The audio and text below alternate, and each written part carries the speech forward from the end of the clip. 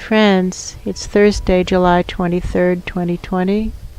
In both the Lynn life and the Jamie body mind, the authorized souls remain only child souls from the deeper, denser dimensions, and all other souls from all other dimensions, as long as the souls are already living by the many search for truth rules already given to the search for truth community by wiser minds above all of us, and reminding ourselves that that is the assignment is helpful in sticking to the assignment. Well, that's right. And when the souls forget, as is inevitable, we can continue to provide the mnemonic.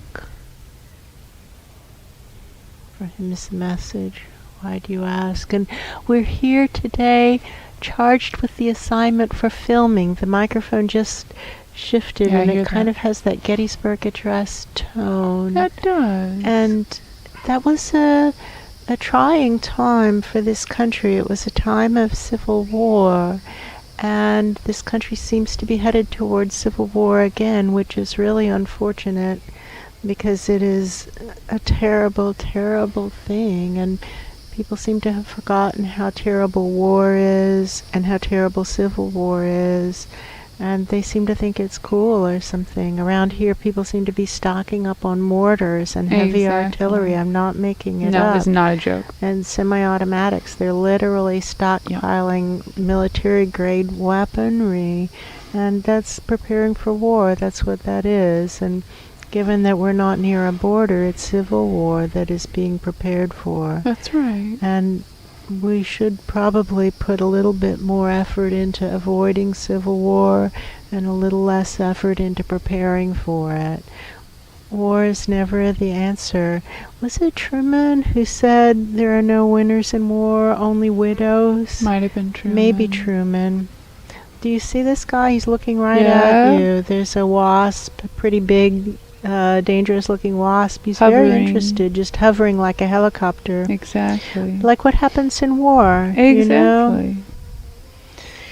Well, if he stings us, we're going to have to deal with it. Yeah. So if we suddenly get stung, we're going to turn off the camera. Goodness gracious. And so this war isn't helpful. For him is the message. Why do you ask? Why do you ask? We have some inquiries that we're really interested in, and when the assignment comes to film, part of the assignment for the morning of the filming day is to figure out, discern what the instructions are. What are we supposed to hold as the inquiry for filming? And we have 2 inquiries that we're really interested in, and so we'd like some instruction from above on which inquiry is more appropriate for this filming this day. And we do have a little bit of extra time. We got out here earlier than anticipated. That's so true. If you guys want us to put both inquiries on the table, we can do that. We have the time. Somebody wants to hear the options. We're really curious. Souls here, angels here, are very interested in knowing what has worked in other black holes of corruption to shorten the karmic cycles. And they're putting data on the table, kind of like charts and graphs that prove, they say beyond a reasonable doubt, that Earth has somehow fallen into a black hole, and the flavor, tenor, vibrations of the black hole seem to be vibrations of corruption, and that the density of corruption is so heavy, and that it's a very heavy vibration, and it's heavy enough to collect heavy vibrations from around it. Law of attraction is real, and now whoosh, we have a black hole. Exactly. And there's no escaping a black hole. From inside the black hole, it seems that intervention from outside the black hole is what has worked in other black holes of corruption. And so we also, now somebody else is speaking, the microphone just changed, we also have this data point that shows that shortening the karmic cycles is going to be essential in order to change behavior patterns within the black hole. And that it's difficult to deal with the karma in the center of the bell curve of intention and awareness. That it's just too complex, but that it's easy, very clear. As you approach the tails of the bell curve, it gets more and more and more clear. And when you get to the very end, like the last 5% or maybe the last 10% on either end, Right. it's quite clear. And so the 80% in the middle is confusing, and we acknowledge that, but the 10% on either end, it's very clear. Zippity-doo-dah, lickety-split, we can arrive at conclusions of karmic applicability. That's right. For whom is the message? Why do you ask? And so that presence is saying, now this person feels like Saul. It's not that presence. It's Yeah, a third voice who feels like exactly. Saul, saying, so if you combine these two inquiries into what has worked in other black holes of corruption to shorten the karmic cycles, that's an inquiry I'm very interested in, says Saul. And we, Yes. of this community, we think we're all interested in that. Yeah, that's true.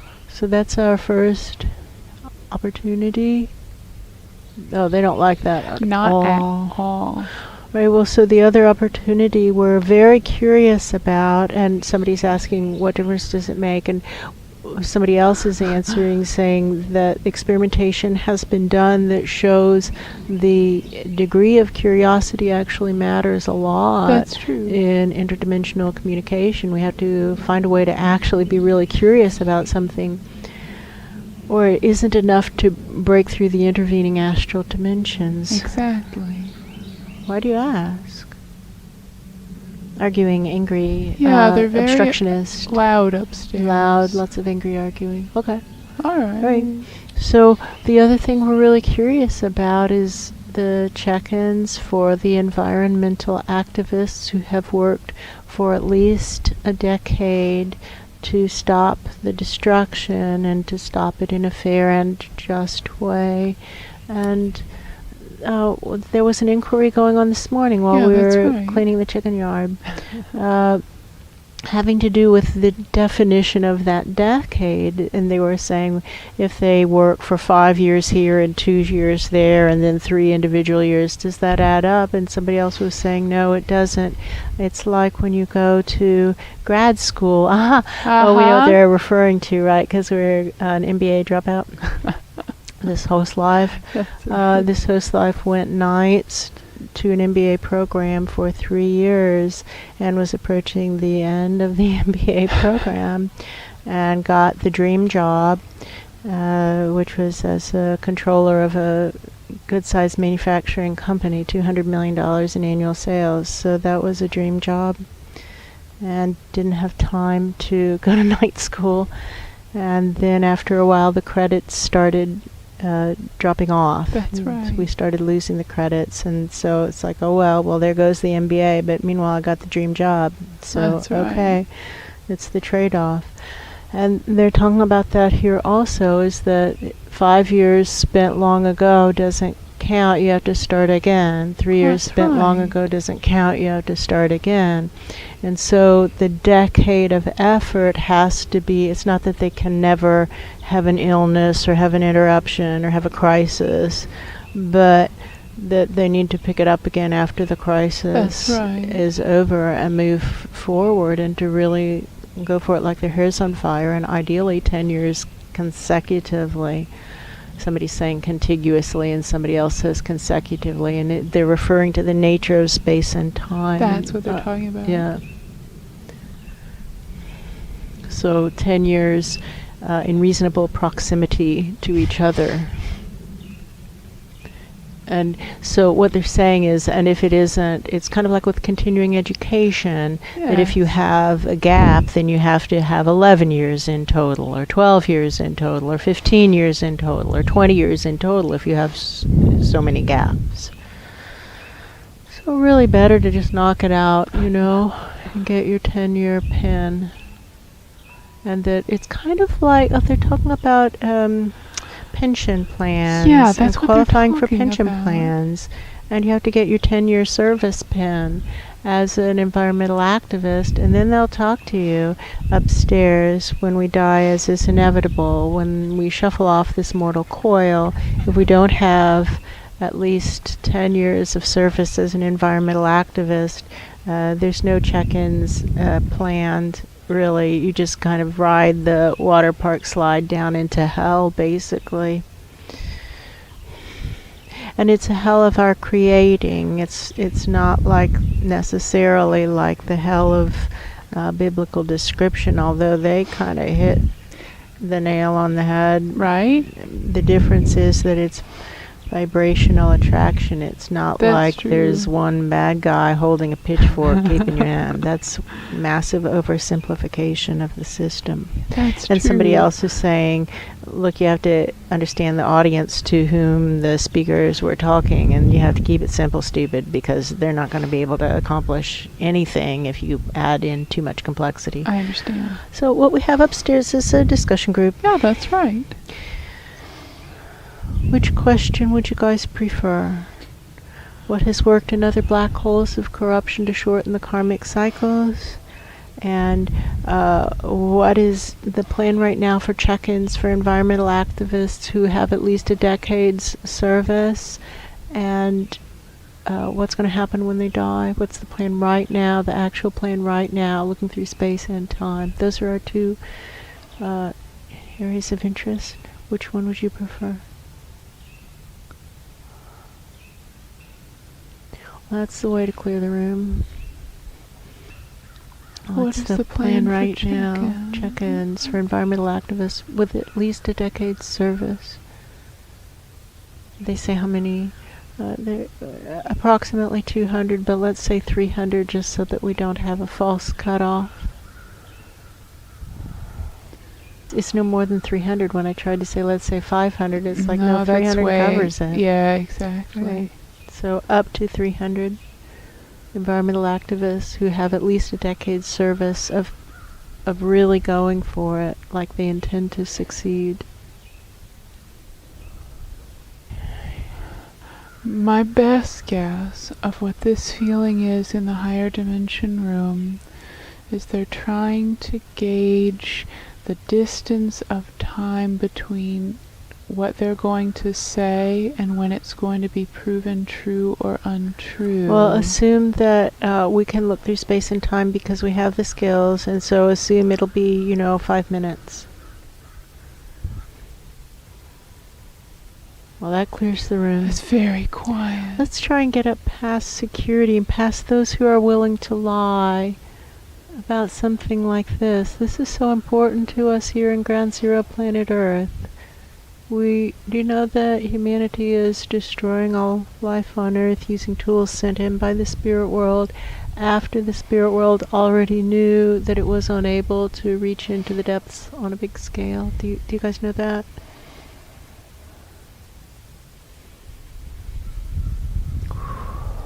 What has worked in other black holes of corruption to shorten the karmic cycle? Because that sounded like a corrupt question, a corrupt line of inquiry. How long will it be before I'm proven to have lied? Exactly. 5 minutes, we can assume, right? Like we're going to be able to look through space and time. And see how it goes. Asking to be shown. What has worked in other black holes of corruption to shorten the karmic cycles? Just at the ends of the bell curve, can we start there? How about the 10% on the worst end of the bell curve of intention and awareness, the vast bell curve of intention and awareness? The 10% at the worst end and the 10% at the best end. And it's really crucial to remember that everybody's going to get smoten, even the ones at the best end, because this society is destroying life on Earth. That's and the true. karma associated with that is terrible. That's terrible, terrible karma. So everybody's getting smoten, and so don't get confused when the people at the best end also stub their toes and get a stick in the eye. That's right. That they're also missing out. That's true. That's the reality of it, but the people at the worst end are leading the parade of destruction. So that's where the big smitings should be occurring, and they need to be, in our assessment, whoever's speaking, unable to tell, but it's somebody with data and charts and that's graphs, right. and our assessment seems to be a knowledgeable assessment. Whoever's speaking says, maybe assessment might be the wrong word. So it's kind of like, it's the climate change panel tone. The latest climate change committees, international committees, say that we're on track for a 4 degree Celsius temperature increase, which is, think of it as like 7.5 degrees hotter Fahrenheit, 7.5 degrees hotter Fahrenheit. Now here the average summer temperature historically high has been 91 degrees. That's right. 7.5 now. Whew, 98.5. That's really, really good and hot. There's a big difference. So consider wherever you live. And in Siberia, obviously, the extremes are already significantly more than that. And so as you move away from the equator and approach the poles, the temperature differentials are more extreme. So if you live up north, you can assume that your temperature differential will be significantly more than 7.5 degrees That's Fahrenheit. Right. Significantly more. For him is the message. Why do you ask? In Siberia, it was over 100 degrees Fahrenheit. That's right. For him is the message. Why do you ask? What has worked in other black holes of corruption to shorten the karmic cycles? And so they're talking, somebody in the group of higher powers is talking about how there's a tendency to think unidimensionally. I hear you. And how that is not applicable in any inquiry, really, and definitely not in this inquiry, that when we're looking at the entire black hole of corruption, there are many, many, many, many dimensions that have fallen into the black hole of corruption. As our earlier friends just proved, that's what that guy says, as our earlier friends just proved, by basically saying they were willing to lie on film in an interdimensional inquiry. That's what they said. That's right. With their actions.